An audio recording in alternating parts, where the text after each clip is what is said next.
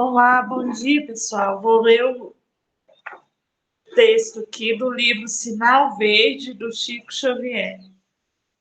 Assuntos do tempo. Se você já sabe quão precioso é o valor do tempo, respeite o tempo dos outros, para que as suas horas sejam respeitadas. Recorde-se de que se você tem compromissos e obrigações com base no tempo, acontece o mesmo com as outras pessoas. Ninguém evolui nem prospera, nem melhora e nem se educa, enquanto não aprende a empregar o tempo com o devido proveito. Seja breve em qualquer pedido. Quem dispõe de tempo para conversar sem necessidade pode claramente matricular-se em qualquer escola a fim de aperfeiçoar-se em conhecimento superior. Trabalho no tempo dissolve o peso de quaisquer preocupações, mas tempo sem trabalho cria fardos de tédio, sempre difíceis de carregar. Um tipo comum de verdadeira infelicidade é dispor de tempo para acreditar-se infeliz. Se você aproveita o tempo a fim de melhorar-se, o tempo aproveitará você para realizar maravilhas. Observe quanto serviço se pode efetuar em meia hora. Quem diz que o tempo traz apenas desilusões é que não tem feito outra coisa senão iludir-se.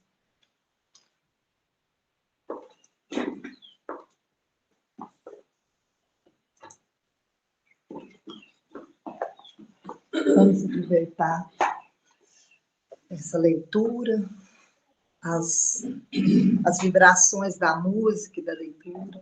Vamos nos conectar com Deus, nosso Pai, com Jesus, nosso mestre, nosso guia, nosso modelo, com a espiritualidade responsável pelos trabalhos da manhã de domingo, nosso mentor Chico Xavier, e todos os mentores de cada um de nós que aqui estão presentes, todos os espíritos abnegados, benfeitores espirituais, que vêm nos auxiliar nos trabalhos, nos esclarecimentos, nas intuições, também trazem aqueles irmãos que necessitam, como nós, de aprendizado, de conhecimento.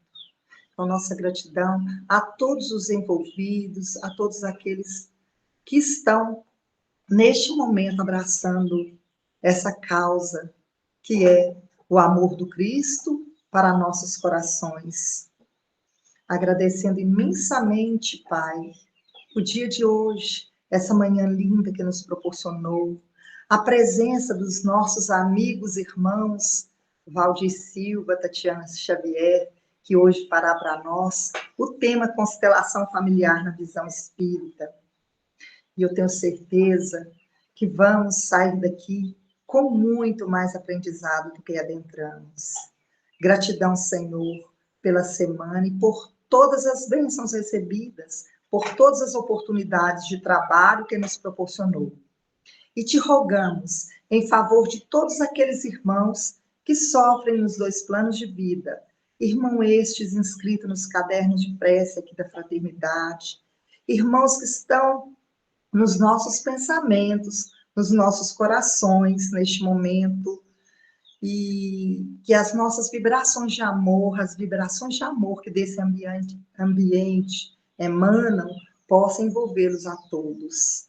Também peço, Jesus querido, coloque uma pitada do vosso amor nas nossas águas, para que dela possamos usufruir das energias benéficas do teu amor e da tua bondade infinita para conosco.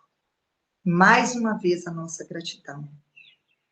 Inspire a nossa expositora da manhã de hoje a nos trazer os ensinamentos necessários para a nossa caminhada evolutiva. Que assim seja. Gratidão a todos que estão aqui virtual. Nós vamos ficar agora com a Tatiana uma hora. Você quer sentar? Não, vou sentar.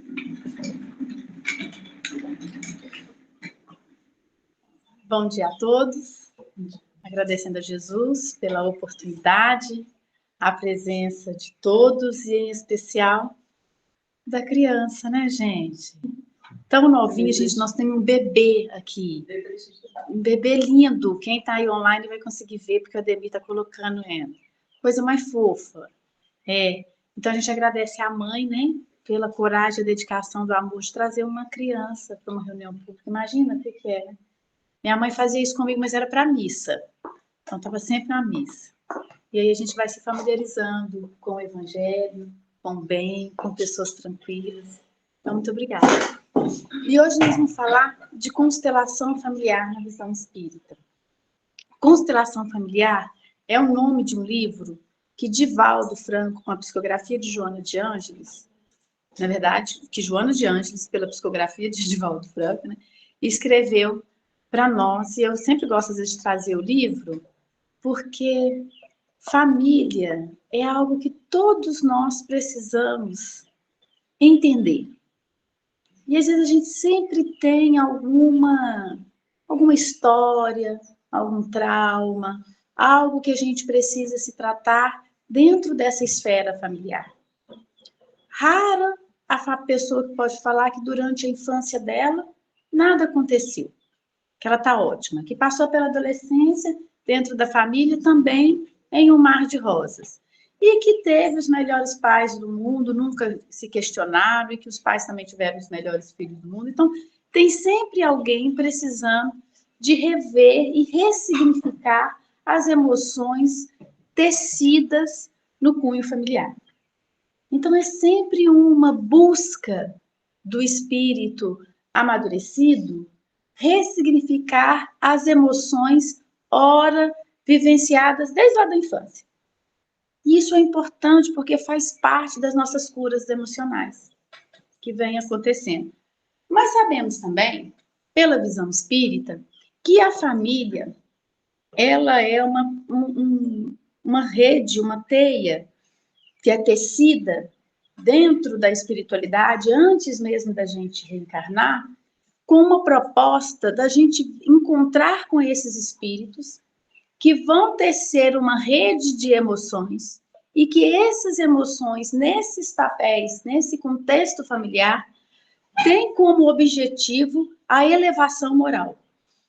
Nossa, uma coisa bonita, né?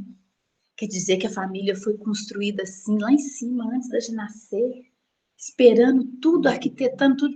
Sigismundo que nos diga, né? Isso no livro de André Luiz, quando é mostrado como é que foi feita essa reencarnação dele. E a de cada um de nós aqui não foi feita assim, ao léu. E a intenção da inteligência suprema é nos fazer ascender moralmente, emocionalmente, nos reajustar. Tem hora que às vezes a gente vive certos conflitos que acredita que foi feito para irritar a gente, né? Fala assim, não pode. Isso aí deve ter vindo para ser meu calo. Vocês já viram alguém falar isso? Eu encontrei numa visita fraterna, um pai virou para mim e falou assim, essa aí, minha filha, isso aí é minha aprovação. Falando que a filha seria a aprovação, né? Aí eu pensei assim, vai que é a salvação. Porque se a gente está tecendo toda essa rede que parece que a gente não entende muito bem, e às vezes não entende mesmo, mas não podemos duvidar da intenção do Criador, da intenção daqueles que muito amou para fazer com que essa rede, essa família, se concretizasse na matéria. E que depois dessa encarnação, dá uma sensação de que essa família vai se dissolver. Não é assim? E outros arranjos vão se tornar. Ela tende a se tornar uma constelação familiar perene, eterna, quando nós resolvemos e entendemos a importância desse conjunto de espíritos unidos no cunho familiar para a nossa evolução. Na hora que a gente entende isso, mesmo que seja depois de desencarnado, mesmo que a gente não consiga entender isso, na infância, será que a gente ia entender isso? Talvez muito difícil. Na adolescência, então, na adolescência a gente tem certeza que o pai da gente e a mãe tá contra a gente, tem alguma coisa errada, que a gente quer ser tudo, menos igual o pai e a mãe da gente. Salvo grandes exceções, né, gente? Mas, geralmente, no contexto comum, a gente ocorre isso. E à medida que vamos amadurecendo, nós vamos entendendo cada vez mais os nossos pais. E pode ser que a gente desencarne sem compreender esse contexto. Mas ao chegar e despertar no plano espiritual, consegue ter noção da imensidão do benefício que os familiares fizeram conosco. Quando fala sobre a ingratidão dos filhos, o Evangelho segundo o Espiritismo mostra que um pai e uma mãe, ao dedicar-se ao máximo pelo desenvolvimento da prole, não se deve se sentir totalmente culpado, porque aquele filho que não entende hoje, no plano espiritual ao despertar, vai despertar a gratidão e o arrependimento por não ter entendido no tempo certo. Isso mostra para a gente uma segurança de que vale a pena amar. Vale a pena entender a família. Ah, mas eu não entendo, não. Então aceita. Porque às vezes a gente fica assim, né? Eu não entendo. Então, se está fugindo da nossa psique, a gente não consegue compreender, aceita, pelo menos, até você ter condições de entender. Porque muitas coisas, talvez, nós não vamos entender aqui. Mas se sabemos que somos espíritos, e ao despertar na vida espiritual, depois de uma encarnação, muitas das nossas inquietações só vamos compreender do lado de lá, a gente pelo menos se acerena, a gente pelo menos se acalma. E no livro de Joana de Ângeles, que é bem interessante, no capítulo 30 desse livro, ela vai falar exatamente sobre essa formação dessa família, que aparentemente ela é transitória, porque ela tem esse interesse de reunir esses espíritos para uma nova experiência na carne, para resolver problemas do passado, aprenderem junto. Quando a gente fala resolver problemas do passado, gente, às vezes a gente tem muito na nossa mentalidade aquela questão da justiça, de lei de causa e efeito. Então, alguém fez um mal para mim, agora eu vou colocar nessa família para a gente ter uma oportunidade de fazer o bem. Mas muitas vezes é da gente aprender junto a retirar, a expiar os nossos defeitos e vícios e adquirir virtude. É como que se junto às nossas necessidades em virtudes semelhantes e em defeitos ou vícios semelhantes, juntos a gente consegue, então, superar. Percebem? Então, nem sempre, às vezes, é o toma lá da cá que nos ensina, mas a construção da lição junto em experiências que nos fortalece, enquanto espíritos imortais. Na constelação familiar perene, que é um capítulo desse livro que eu mostrei para vocês, Constelação Familiar de Joana de Ângeles, na lição 30, ela diz assim: reconhecendo que a constelação familiar é uma experiência transitória no processo da evolução espiritual do ser, portanto, temporária. Em razão daqueles que a compõem, provindos de diferentes grupos, todos da família, todos os espíritos, então, da família, necessitados de crescimento interior e de iluminação. Concluída a sua etapa, tende a tornar-se perene, eterna, na memória dos seus membros. Olha que oportunidade divina que a espiritualidade nos reúne essa manhã de domingo para falar sobre a temporalidade das relações familiares. E notando que a leitura inicial no livro Sinal Verde foi sobre o tempo. Sobre o respeitar o tempo do outro, se nós também temos as nossas questões temporárias. Será que nós já paramos para pensar que o tempo em uma constelação familiar são distintos dos seus membros? E não é condicionado à idade, nem muito menos à doença. Porque uns nascem doentes e têm uma vida longa de 80 anos. Outros nascem completamente saudáveis e têm o que a gente chama aqui encarnado de morte prematura. Às vezes desencarna com 7, na primeira infância, na segunda, na adolescência. Mas será que nós, enquanto espíritos, estamos respeitando nessa constelação familiar o tempo de cada um? E sabendo que ele vai, pelo menos aqui, na Terra, na materialidade, incorporados, né? Na personalidade em que estamos, na condição de pai, de filho, de mãe, de avô, de tio, de filho, de sobrinho. Esse tempo é único e cada um tem o seu. E eu estou sabendo valorizar isso. Eu não estou usurpando o tempo do outro e entendendo que é nessa encarnação eu tenho esse tempo, da qual eu não sei qual tempo cronológico é, mas eu tenho um tempo para ser filha. E uma hora, talvez um outro arranjo, filha eu não serei. Mas nessa encarnação, com esse ser, eu tenho tempo de filha. Eu tenho tempo para neta. Eu tenho tempo para ser avó, para ser avô. Será que eu estou respeitando o tempo do outro? É muito comum, às vezes, nas famílias, os ciúmes tomar conta, que é um defeito, que a gente precisa tomar consciência daquele que a gente carrega. E aí, às vezes, a mãe tem ciúme do filho com o pai tem ciúme da filha com a mãe, e por aí a gente vai tecendo, e nesse momento a gente pode usurpar o tempo do outro. Porque aí, às vezes, a gente interfere na construção das relações afetivas da qual nós viemos aqui para se exercer. E criamos situações desnecessárias. E nem adianta falar que é karma. É porque a gente talvez não olhou para o defeito da gente. Né? Então é algo que a gente pode parar para pensar, para refletir. Né? Como é que eu posso usufruir disso? Né? A gente tem... É Olivia o nome da bebê? É Olivia, né? Ah, lembrei da Olivia. Olivia é linda, porque ela é encantadora. E a Olivia tem aqui um padrinho, que é o padrinho dela para dormir. Então a mãe chegou, ela respeitou o tempo do padrinho. O padrinho quis o colo. Ela foi lá, ela entregou o colo, o padrinho curtiu. Aí imagina se a mãe tivesse ciúmes. Não vai dar pro colo de ninguém. Fica complicado, né?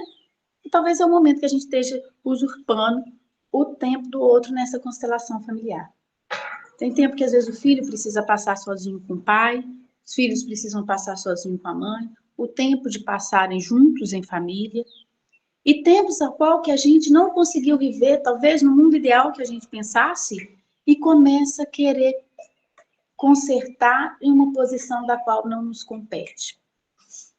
Constelação familiar, hoje muito bem conhecida e divulgada pelo terapeuta Bert Helling, um alemão, ex-padre, que começou a entender que os problemas sociais poderiam ter uma grande solução se fosse resolvido dentro da família, dentro da célula familiar. Começou a encontrar que muitos de nossos traumas eram adquiridos na primeira infância, de algumas emoções frustradas, por causa de algum desrespeito a algumas leis que regem a construção afetiva. Olha que lindo! Quer dizer que para a gente construir afeto, elaborar emoções, consolidar sentimentos, existem leis que regem isso? Olha que lindo! E por isso que tem condições da gente entender a constelação familiar trazida por Bert Helling da visão espírita, porque ela está dentro dessas leis que ele descobriu, está dentro da lei de amor, que é a lei que lá no Livro dos Espíritos vai nos informar sobre as leis morais e que a lei de justiça, amor e caridade encobre todas as outras 9 leis. Então, das nossas construções afetivas, no berço da família, Bert Helling descobre 3 leis que precisam ser respeitadas. É tão bonito isso, gente, porque se a gente tivesse descoberto isso talvez mais cedo, a gente poderia diminuir um pouco mais o orgulho e da prepotência de acreditar nas famílias perfeitas, de acreditar naquela ilusão que às vezes a gente fica perdendo tempo achando que é uma tristeza, como diz André Luiz na leitura que você leu no início, né? Porque a gente fica criando ilusões e fica se frustrando o tempo todo. E em relação de família, nós temos aí esse deslize da década de 50, da década de 50, quando nos Estados Unidos começa a espalhar pelo mundo todas as propagandas de margarina. As facilidades da construção familiar. E aí, quem não queria ter uma propaganda de margarina? Uma família da propaganda de margarina, gente? A mulher põe na mesa aquela mulher maravilhosa, linda, tranquila. A família toda reunida. Filhos, o marido. Quem é nesse tempo que ensina a gente ter que trabalhar o tempo todo? Quem vai ter aquele tempo maravilhoso para ficar todo mundo ao redor numa propaganda de margarina? E aí a gente começa a criar ilusões e modelos distintos e ilusórios que não dá para formar com a família que a gente tem. As famílias são diferentes. Porque as famílias são diferentes. Cada uma foi composta de acordo com a necessidade espiritual de cada um dos seus membros. É muito bem arquitetado, é muito bem amado, é muito bem elaborado. Para nossa infantilidade espiritual, começar a questionar o inquestionável, em busca de uma ilusão para que a nossa fosse igual a todos, como se fosse possível. Isso não é, porque somos indivíduos, somos espíritos individuais, né? Somos uma individualidade. Então, de acordo com as nossas necessidades, as nossas famílias vão ser mostradas. Então, a família de um tem suas regras, a família do outro tem uma forma de comportar, o outro tem um preceito moral, é assim. Até todos nós desenvolvemos ao ponto de estarmos elevados moralmente em torno de uma fraternidade, de uma caridade perene. Aonde os laços afetivos que começaram a ser trabalhados e desenvolvidos na célula familiar passam a ocupar todo o corpo da humanidade. E aí já não é mais só aquele grupo de espíritos que tecem o amor, a afeição da qual eu fui me desenvolvendo com eles. Mas esse amor foi se estendendo e ocupou toda a humanidade. Mas daí há de se fazer passo a passo.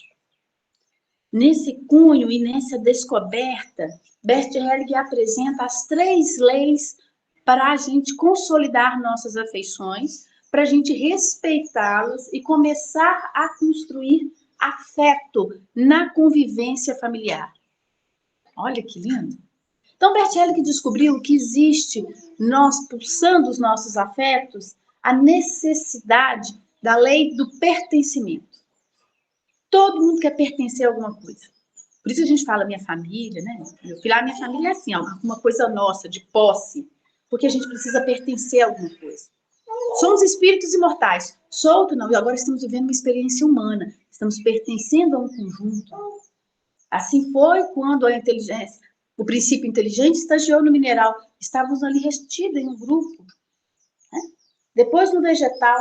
Agora estamos vivendo a experiência humana. Dentro dessa humanidade que é ampla, a gente precisa ter um grupo restrito para a gente poder se afinizar, para a gente trabalhar afeto, porque senão a gente estaria muito solto. Imagina uma gota no oceano, se perde. Então há de ter uma necessidade desse grupo específico, dedicado, orientado para superar os seus defeitos e os seus vícios morais e consolidar as virtudes que já dão conta de praticar.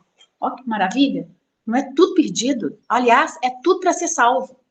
Então, nessa necessidade de pertencimento, a gente seguindo essa lei do pertencimento, a gente entende que da família a qual eu nasci, eu preciso pertencer a essas, eu pertenço a essas necessidades e a esses desejos de evolução. E se eu entender isso, porque não adianta, eu pertenço a esse grupo familiar aqui, consanguíneo, que foi trabalhado para que a gente observe quais são as nossas necessidades em comum, morais. Quais são as nossas necessidades em comum? Quais são os nossos vícios em comum? Os nossos erros em comum? Os nossos defeitos em comum? Então, nós precisamos trabalhar isso. E eu não preciso aumentar isso porque eu pertenço a isso. Então, às vezes, a gente fica querendo, cobrando, né? É como você vê muitas vezes muitos filhos emocionalmente cobrando uma afetividade do próprio pai, da própria mãe, como implorasse, deixa eu pertencer a essa família. Eu fico me sentindo uma ovelha perdida. A Rita Lee que cantou, né? Eu sou a ovelha negra da família. Aí, se for olhar, todo mundo fica se sentindo meio ovelha negra na família, porque parece que a gente não pertence. E essa rebeldia de não querer pertencer, nós estamos infringindo a lei do pertencimento, que é uma das leis que nos auxilia a construção do afeto. Então, toda vez que eu começar a perceber isso, que eu estou indo de encontro, né, que eu estou indo repelindo esse pertencimento, eu preciso voltar e falar assim, ó, realmente esses espíritos é tudo difícil, minha família é assim, a gente enxerga defeito da família da gente como ninguém, né, impressionante. Pergunta para os filhos os defeitos dos pais que eles vão fazer um checklist, falar todos. Pergunta para os pais os defeitos dos filhos, que eles também são capazes de citar um a um em detalhe. Mas por quê? Porque sendo o outro um espelho nosso, e aquilo que muito, muito me incomoda no outro, é provavelmente o que eu nego em mim. E a hora que eu consigo entender que esse pertencimento, não só pelos defeitos, nem pelos vícios, mas pelas virtudes também. Quando a gente vê uma família de músico, tem ali muitas habilidades com a música. E isso não é passado pela genética, mas isso é passado pela habilidade e o desenvolvimento que aqueles espíritos têm e se unem como um pertencimento daquelas habilidades, seguindo a lei de pertencimento. Então, não é só pelos defeitos, não, pelas qualidades também. Mas é porque, às vezes, como a gente é muito pelo lado negativo, a gente tem mais facilidade de ver os pontos negativos, as fraquezas, do que as forças. Não é verdade? Mas também, né? Você ter um músico, você habitua a escutar. Ajuda a desenvolver, né? Vai ficando bacana também. O hábito constrói, né? Forma, dá essa formação de algumas dessas situações. E o interessante é que a segunda lei, o Bert Hellinger, ele fala sobre a lei da ordem. Nós temos uma ordem para desenvolver as afeições, as relações a qual a gente precisa respeitar. Será que nós estamos respeitando quem vem primeiro? Em uma família, quem vem primeiro? Em uma família, os primeiros que vieram foram os pais. Os pais vieram primeiro. Os pais são maiores que os filhos. O filho pode desenvolver bastante, o pai pode ser analfabeto e o filho agora doutor, PhD. Mas o filho é pequeno e o pai é grande. Porque o pai, ele precisou se ele entregar em sacrifício para que o filho agora pudesse ser doutor. Ele deu a vida, ele veio primeiro. As vivências que o pai teve até ele amadurecer, o filho jamais poderá ter, porque não nasceu antes. Percebe? Ah, o filho não entende, mas não tem condições muitas vezes de entender. Então respeita. Porque muitas vezes a gente quer entender aquilo que a nossa psique não dá conta. Mas aquilo que a gente não consegue entender, respeitar, a gente pode. A gente respeita, mas muitas vezes a idade é só cronológica. Às vezes o pai é mais novo que às vezes o pai pode estar imaturo em determinadas experiências. Sim. Ele pode estar imaturo em algumas situações, que é natural, porque nós não somos espíritos perfeitos. Então, dentro de uma constelação familiar, você vai ver imaturidades em cada um, níveis de maturidade em determinado setor, mas em outros, uma possibilidade muito grande. Talvez um amadurecimento que em alguns setores a gente ainda não tem. Mas o importante é a gente entender que, se a inteligência suprema não erra, ele afetivamente é maior do que você, porque ele é seu pai, você é mais novo, você é a filha. Isso vale também para os irmãos mais velhos. Quando a escassez era grande, e alguns lugares onde a escassez pode nos ensinar bastante, a partilha é uma ordem. E aí passa daqueles que vieram primeiro entregar os bens para aqueles que vêm depois. O Rossanto Quinto explica bastante isso, né?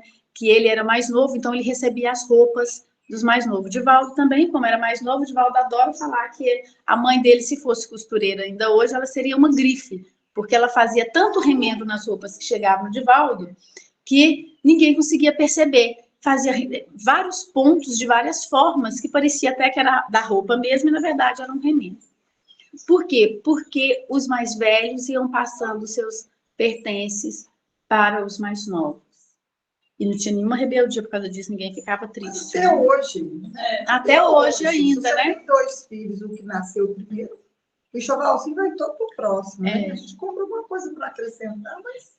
Em Belo Horizonte agora, às vezes como as famílias diminuíram bastante, às vezes tem filho só, né? Tudo aí eles levam as roupas pro brechó. Antigamente, bazar, a gente só ia na casa espírita, né? Agora em Belo Horizonte tá cheio de brechó, gente. Até na internet. Então agora até vende. Ao invés de simplesmente passar. Que a gente só podia comprar roupa nova e ficava de feira.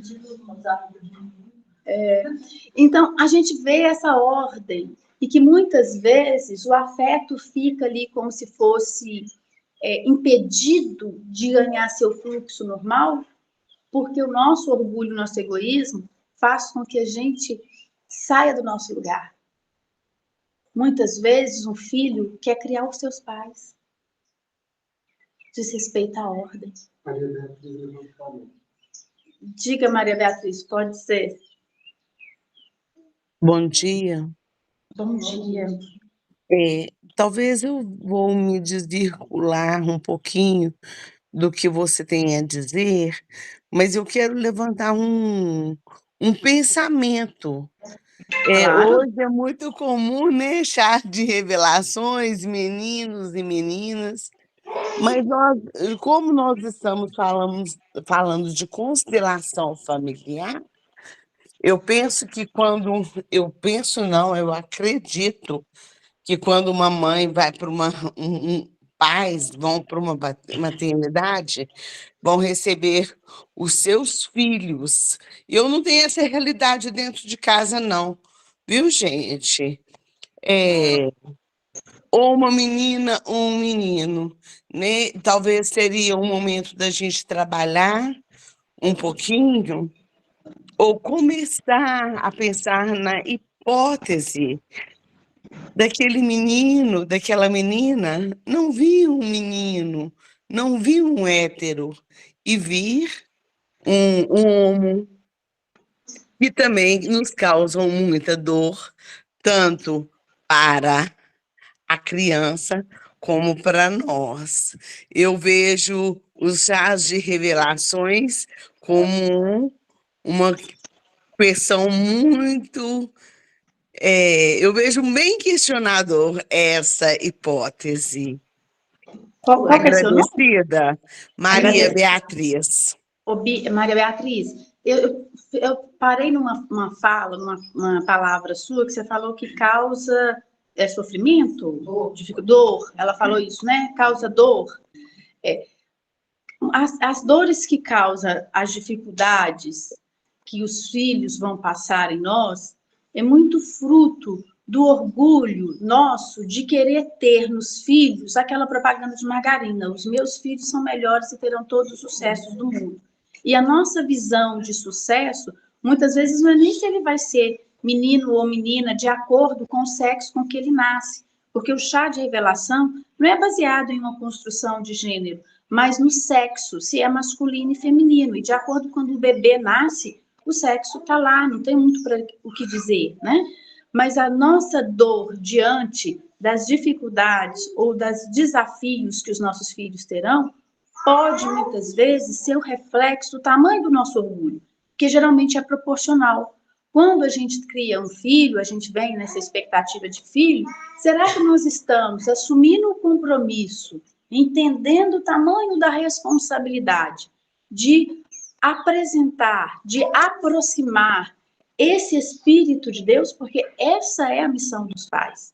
E muitas vezes nós nos perdemos na vida da personalidade, nessa persona da qual a gente vive na sociedade, e queremos ostentar um filho de sucesso material, que vai ser aquele que vai ser amado por todo mundo, que vai ser lindo, que vai ser rico, que vai ser estudioso, que vai ser não sei o que, sem saber se nessa trajetória ele está superando as suas más inclinações e construindo suas virtudes. Porque na nossa constelação familiar, ela é uma constelação familiar que ela precisa progredir para o lado de dentro. E quando a gente consegue entender o lado de dentro, os afetos que a gente constrói em nós, independentes dos desafios que cada um vai viver nessa existência, nós vamos alimentar o afeto. Para poder desenvolver o amor.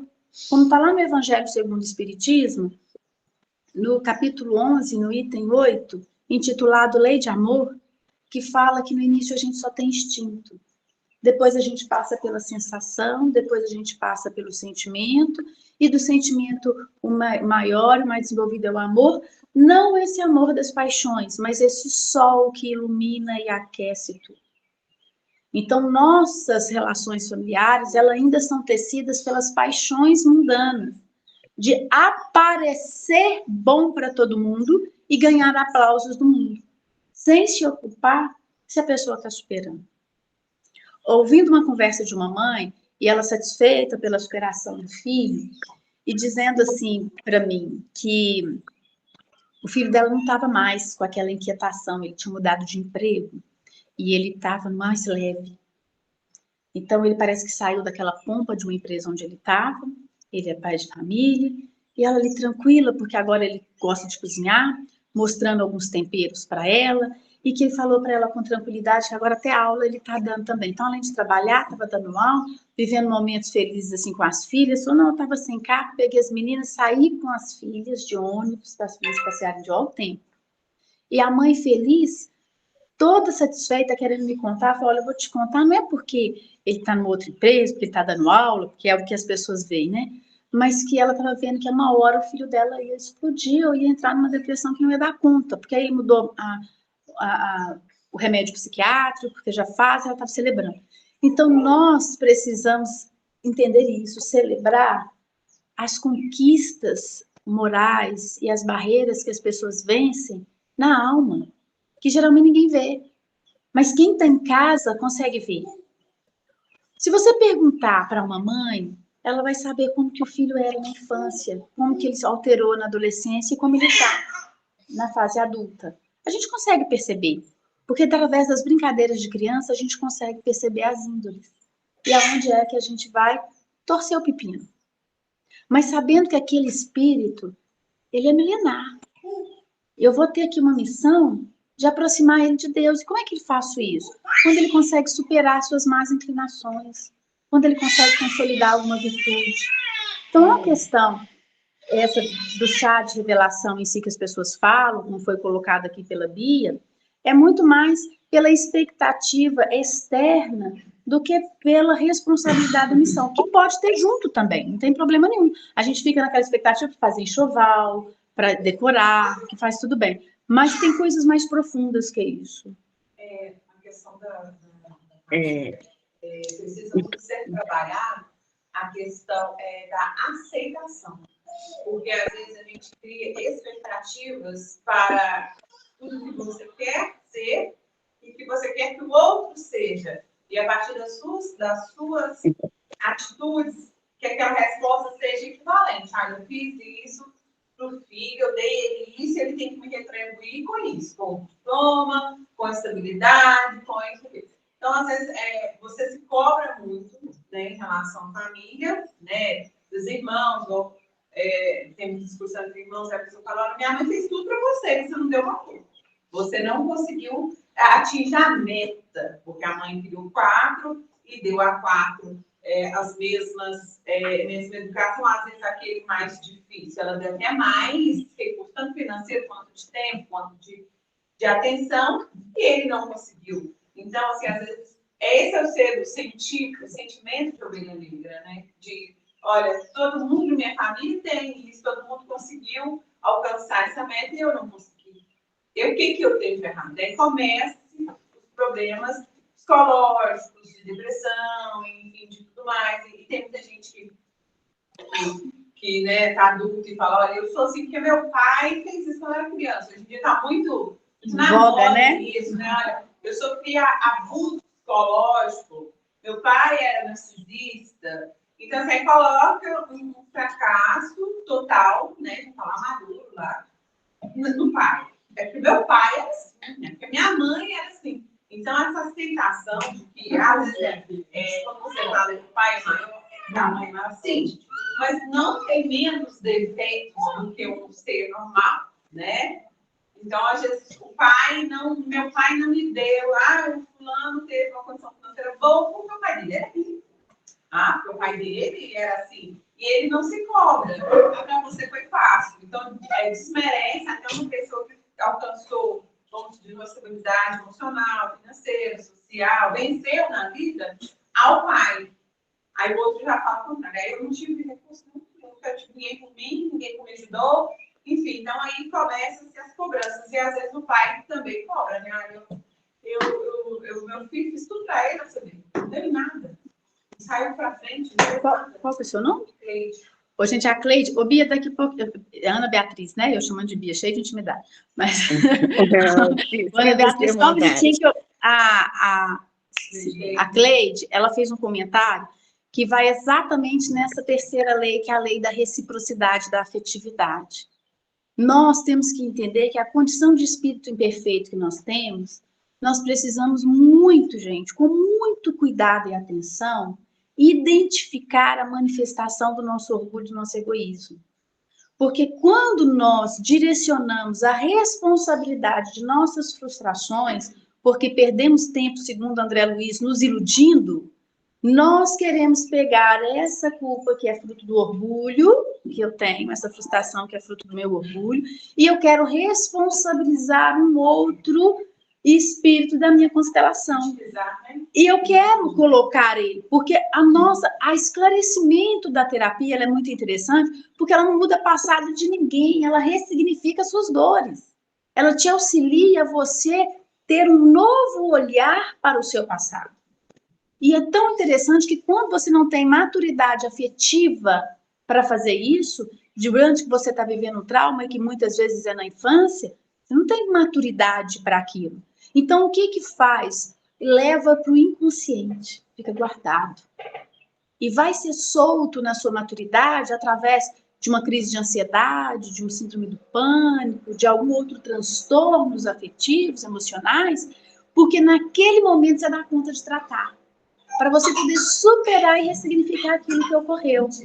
Mas como nós, espíritos ainda infantilizados, no sentido de não assumir a responsabilidade de identificar o próprio orgulho, nós vamos nessa tentativa de transferência de responsabilidade e infringindo a lei de reciprocidade afetiva. Quando a gente fala que os nossos pais são maiores que nós e nós somos pequenos, é porque nós jamais vamos ter condições de oferecer para ele nessa encarnação o que eles ofereceram. Ah, pode ser minha mãe. Minha mãe me deu para uma família. E eu posso falar isso com tranquilidade, gente, que não pode ficar falando da gente em palestra, não, mas vou dar licença para falar para vocês. Minha família, minha constelação familiar, ela foi abençoada por uma mulher que teve coragem de entregar seu filho para a gente. Ela teve coragem de levar a gestação até o final, sem abortar antes. Ela não tinha rede de apoio, não tinha ninguém. Ela era empregada. Ela foi tirada da fazenda, levada para uma cidade grande, para ficar na casa de alguém escondida, para que esse filho, que pudesse ser a vergonha de uma família um pouco mais nobres, assim, em relação às finanças, pudesse esconder aquilo que para eles era um mal feito. E com a coragem dessa mãe, eu ganhei. Talvez o melhor irmão do mundo. A minha mãe teve a felicidade de educar e colocar no colo de todos nós três, que lá em casa somos três, ele, eu e minha irmã, o filho que mais a amou. Nós somos beneficiados pela bondade de uma mulher que teve coragem de levar a sua gestação até o final. E por essa coragem dela, ela deu a ele a felicidade de ter duas mães. Ela, biológica, e a minha mãe, que foi feliz com ele enquanto vida teve ao lado dele. Então, a gente não consegue, muitas vezes, entender. Você fala, Tati, mas tem muitas situações assim, tudo, olha, respeita. Porque talvez, mais à frente, eu vou entender. Mas a lei de reciprocidade, que a constelação familiar da terapia de Bert Helling nos apresenta, é a lei de dar e receber em relações afetivas. E não fazer esse processo de transferência. Não é para que a minha família me ame, mas para que eu ame a minha família. É diferente, porque o amor, o respeito, o afeto, ele é uma virtude que você só adquire e se dá. Se oferece. Você jamais vai ter amor se receber amor, condicionado a receber amor. Jesus veio, amou a humanidade inteira, ama a gente até hoje, Será que podemos dizer com toda certeza que amamos o Cristo, que amamos Jesus, porque Ele nos amou primeiro? A gente está vivenciando as experiências ainda, dentro do nosso cadinho, ainda exigindo o amor, sem conseguir oferecer um pingo de afeto. E numa transferência, mas faz parte do desenvolvimento da nossa psique, das nossas emoções, não precisamos ficar revoltados, não. Só que a gente precisa entender, toda vez que nós estamos nesse processo de transferência, de ter a ousadia de enxergar a manifestação do nosso orgulho, seja nos ciúmes, seja na necessidade de querer ter tido pai e mãe perfeito. O que é pai e mãe perfeito, gente? O que será uma família perfeita?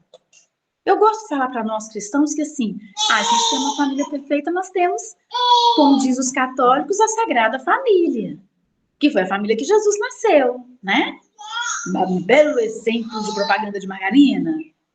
A grosso modo, aos olhos materiais, com todo respeito ao Cristo, mas como é que foi a formação dessa família? Maria engravida e José chega com a notícia de que ela estava grávida. Será que ele é pai? Como é que faria? Será que ia? Como é que faz? Forma essa família. Ele aceita, o anjo avisa, tudo perfeito. Conseguiram fazer chá de revelação? Não, tinha que fazer o bendito censo. Maria grávida, num burrinho, viajando sem pão. Teve nem jeito. Vai para a maternidade? Vai não. Nasce na estrebaria no meio do caminho, resolvendo o problema. Depois descobre que estão querendo matar o menino. Sai desse menino. Foge com esse menino para outro lugar, porque eles estão querendo matar seu filho. Imagina, seu filho único, primeiro filho que você nasce, o casamento já tumultuado, querendo ou não, o povo já sabia. E agora você tem que fugir com seu filho. Nasceu onde que podia nascer, onde que tinha condições para nascer. Sai com o menino que estão querendo perseguir. Fica um tempo sumido. Volta para a cidade, Maria perde seu filho, gente. Vocês têm noção do que a gente ficar 3 dias com o filho perdido? A gente sabia para onde que tá. E esse aí é o salvador do mundo. Não é um filho mau, não. Mas aí descobre ele nos tempos. Eu fico imaginando se fosse eu. Não tem equilíbrio emocional. Ainda bem que Jesus veio com Maria, né? Não tinha condição. Ainda bem. Percebe? Tá vendo quando... Viu? Aí a gente tem mania de comparar o que aconteceu comigo, o que vai acontecer com o outro. Não, não pode. Não convém. Não tem modelo de perfeição. O que nós temos são experiências infinitas vezes para consolidar e construir o afeto em mim. O respeito que eu dedico aos meus pais é o respeito que eu crio em mim. Ah, é porque meus pais merecem ou não merecem? Não, não é o outro, sou eu. O que o meu pai e a minha mãe fez é de responsabilidade deles. E quem sou eu para dizer de algum erro de alguém? Lembra da mãe de André Luiz? Quando foi visitá-lo no nosso lar? E que André Luiz queria saber do pai? E queria saber por que o pai, então, não estava naquela condição, né? De poder ver e tudo. E aí a mãe fala tão bonito, né? Não tem direito nem permissão de falar sobre as dificuldades do seu pai. Nossa! E a gente fala das dificuldades dos outros numa autoridade, né? A gente devia ter vergonha de falar das dificuldades alheias, principalmente das dificuldades da nossa família. Eu fui consulando, não tinha que ter uma escola lá, pesquisa, assim, educar, hoje não tem comigo sua mãe. Me chamou muita atenção, porque é a realidade, educação é tudo na família. E a gente se educar. Porque quando agora, o que nós estamos fazendo aqui? Nós estamos nos educando para as nossas relações familiares de acordo com o Evangelho de Jesus. Conhecendo um pouco da terapêutica de Bert Helling, pela constelação familiar, e mostrando na visão espírita como que isso é construído dentro da lei de amor, que também respeita um pertencimento, porque somos todos espíritos, filhos de Deus, aonde aqui na humanidade nós temos o nosso irmão mais velho, que é Jesus. Pela ordem, ele veio primeiro, primogênito. Percebe? E aí a gente, é ele, e aí a gente vai aprendendo com ele. Por isso que a gente respeita o irmão mais velho. Mas olha, veio primeiro, passou por situações numa família que os mais novos não passaram. Às vezes uma família que tem 12 filhos. O mais novo não teve berço, não teve carrinho, não teve coelho, não teve nada, nasceu no meio do caminho, parecendo Jesus mesmo. Vai com o que tem. Já o mais novo, o 10º lá, teve até carrinho, porque aí a vizinha já doou, o tempo já era outro, não é? E aí você não sabe o que o seu irmão mais velho passou. Você não sabe, e o pai sabe, porque o pai sabe quanto foi renegado para aquele filho mais velho, talvez, o que ele não pôde, que ele está dando para o mais novo, ele não pode dar para o mais velho. Então a gente respeita isso. Não entendo nada disso, Tati. Eu queria que ele desse tudo igual para todo mundo. Olha, a vida não é igual. Cada dia é o seu tempo. A leitura inicial nos trouxe a respeito do tempo. Naquele tempo era assim. O tempo agora mudou e a gente precisa ir acompanhando, vendo essas alterações.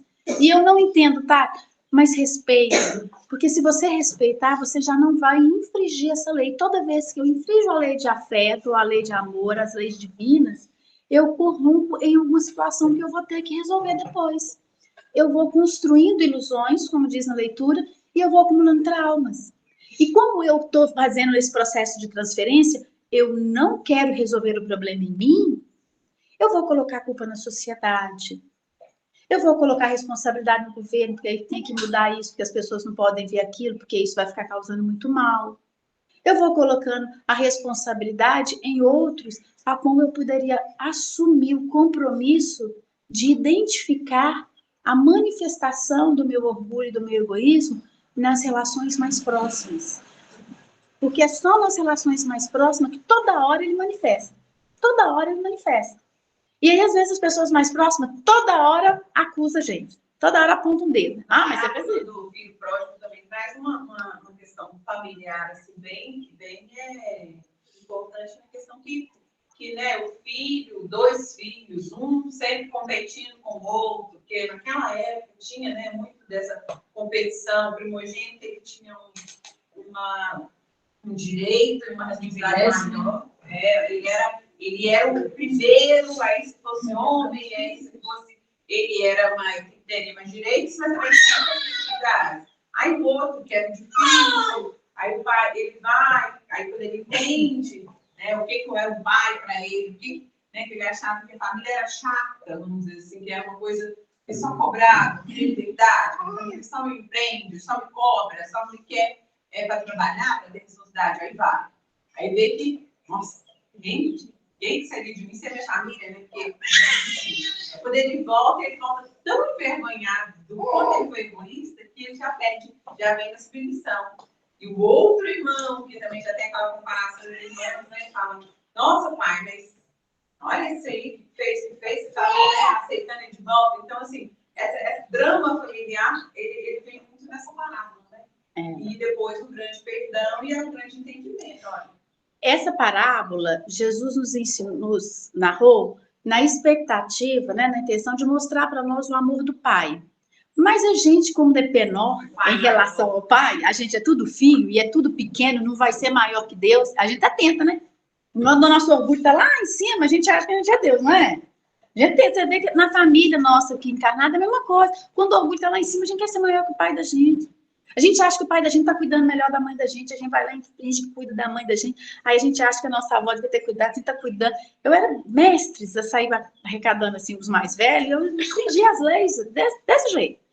Então, quando Jesus conta, falando do amor do pai para nós conseguimos estar nessa esfera de filho.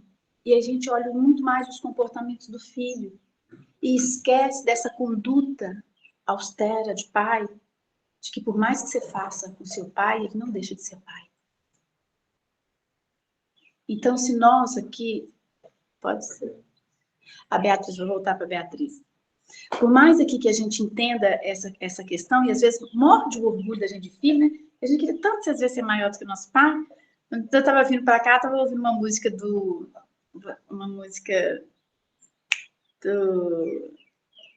Luiz Gonzaga.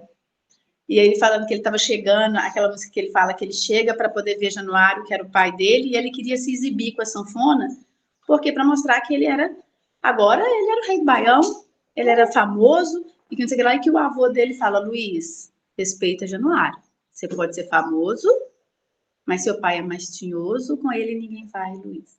Então o filho pródigo também querendo ser maior, mas olha, ele é seu pai. Agora, Beatriz, você ia falar, Valdir me lembrou aqui que eu estava deixando você de lado, me perdoa. Bia? Ela tá aí ainda?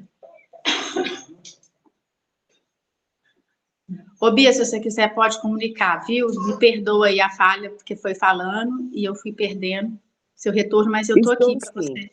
Ah, Porque tá me aqui, graças a impactou Deus. muito.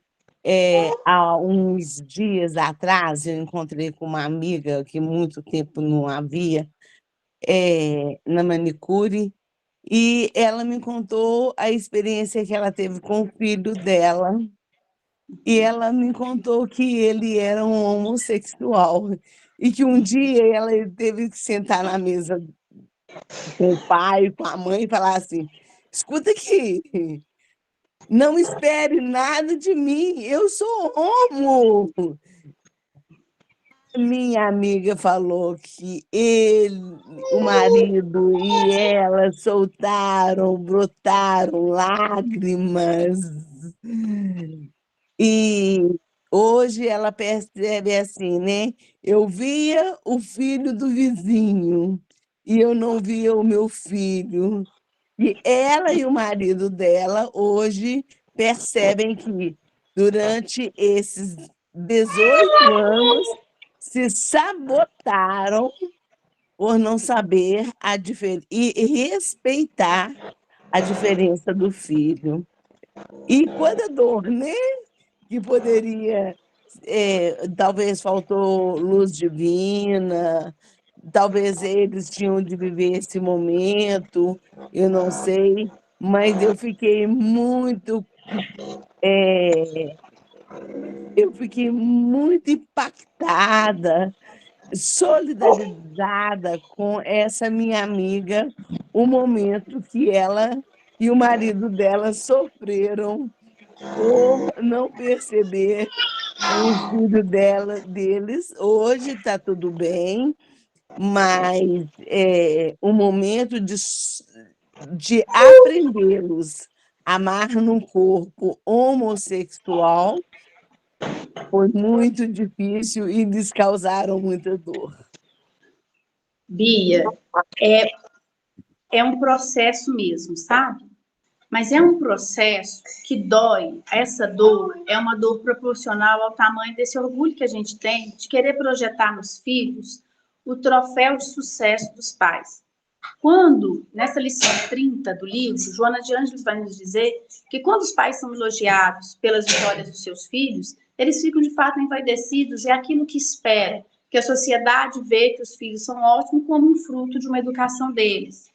Né? Você vê que a mãe da Olivia falou aqui que ela viu a frase lá, é melhor educar agora para não punir amanhã. Não é mais ou menos assim?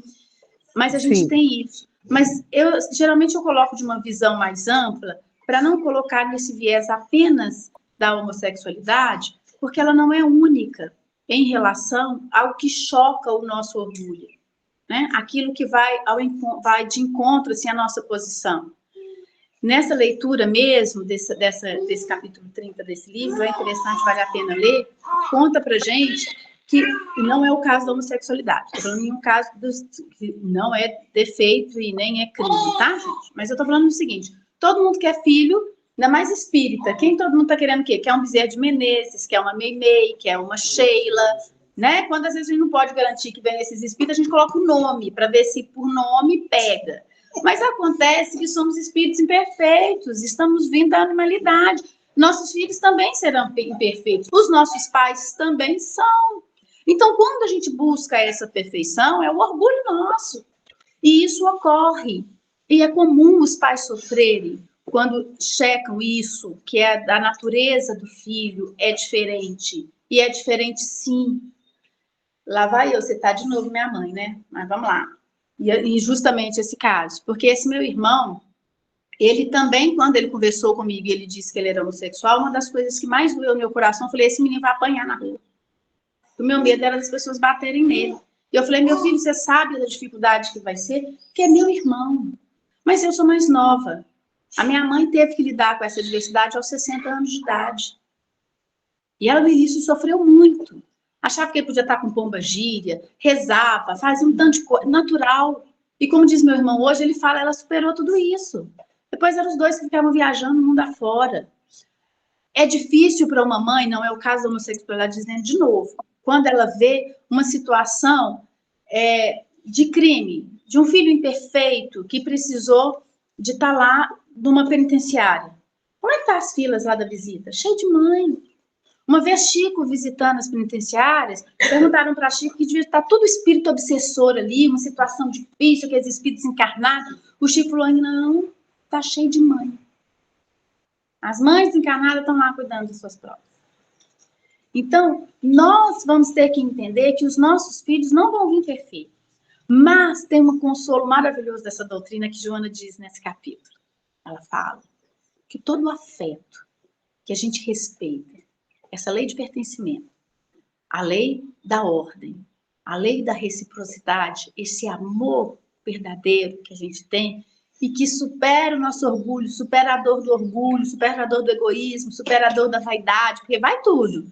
Porque filho também, a gente quer colocar uma concentração na nossa vaidade, enfeita, todo, fica aquela coisa toda, né? A gente é imperfeito, faz parte.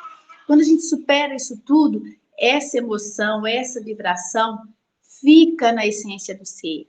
Para que em uma nova oportunidade pela eternidade afora, isso solta. Meu irmão teve a felicidade dessa harmonização com a minha mãe enquanto ainda ela estava viva. E aí ela entendeu, porque até então isso não era fácil de entender. Isso não é tão simples para entender. Eu sei que querem que enfie a goela abaixo para uma pessoa que viveu no século passado, que ter a questão da homossexualidade dos filhos é algo assim, normal, natural, e que se você está chorando, você não pode chorar, você não pode não gostar, você tem que achar bom. Não tem jeito de enfiar isso goela abaixo. Há necessidade do respeito. Respeito. O Santo Quinto, em uma de suas palestras, conta que teve um amigo, uma senhora que conversou com ele, e que ela fazia ele de criança, fazia o filho de criança ir para a evangelização infantil. Então, o filho vestia azul, era aquela coisa toda, né? Porque era um menino do sexo masculino. Não é uma questão de gênero, é uma questão de sexo. Nasce com sexo masculino, nasce com sexo feminino. E a mãe ali educou. O filho está na Europa. E ela, ouvindo a palestra do Rossan, falou para o Rossan que ficou muito preocupada. Que ela imaginou, então, que ela tivesse forçado algo diferente da natureza do filho. E aí ela ligou para o filho, porque então ela tinha forçado religião, ela tinha forçado a forma de andar, o jeito de viver. Ela liga para o filho e diz, meu filho, eu quero saber se eu te causei esse trauma, você me perdoa, você não faz... Ele falou, mamãe, pelo amor de Deus, não pensa assim não. Em quantas situações aqui eu já tive doido para suicidar, só não suicidei porque eu lembrei do André Luiz naquela lama, naquela situação toda, que eu aprendi nos espíritos, não suicido. Tá vendo? Nós não temos receita de bolo para aquilo que as experiências que nós vamos viver, porque elas são únicas. Mas, se a gente ir nessas questões dessas leis afetivas, a gente vai alcançar vitórias, consolidações de afeto, de emoção, de sentimentos que ainda não alcançamos. Divaldo acrescenta, e ele diz que ele tentou muito entrar em contato com Bert Hellinger, porque ele viu que as leis que Bert Hellinger trazia, a terapêutica, estavam dentro da lei de amor, muito em favor do espiritismo. E ele queria conversar com Bert Hellinger, porque pela visão espírita, a lei de afeto precisa colocar mais uma além dessas três, para ser completa, que é a lei da reencarnação.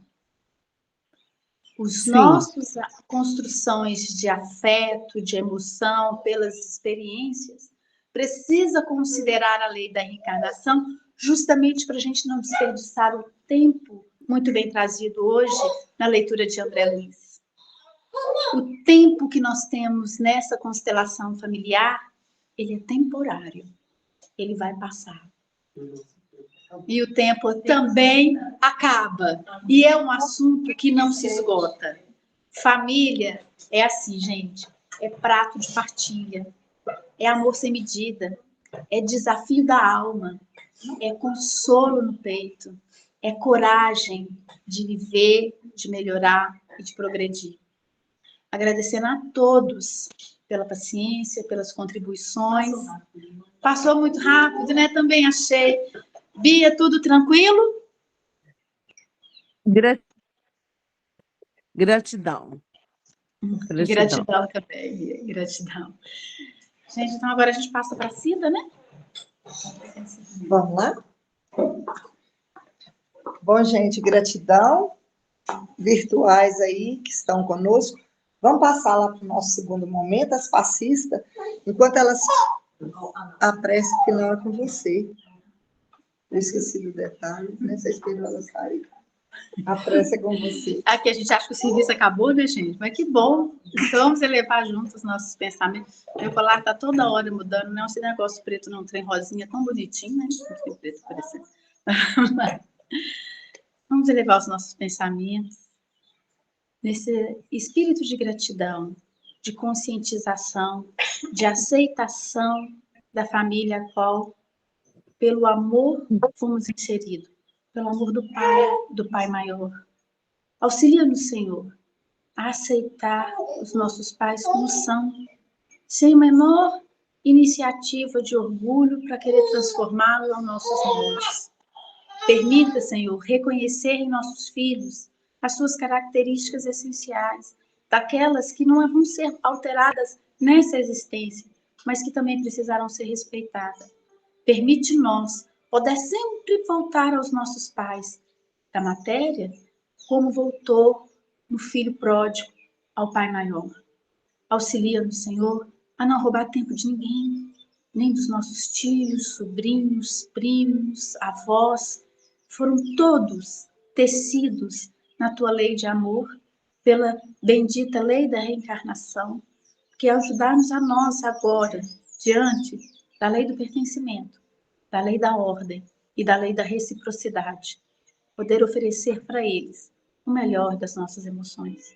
Ajuda-nos a ressignificar nossos traumas para que não seja eles motivo de mais quedas e tropeços morais, mas dar a todos nós essa oportunidade divina de cura, de sorrimento, para fazer da nossa família uma expansão de afeto que se estenderá por toda a humanidade, atingindo uma fraternidade verdadeira, a nova geração, como diz lá na Gênesis, no último capítulo, aonde estaremos toda a humanidade, de mãos dadas, pelos laços espirituais de amor verdadeiro. Que assim seja.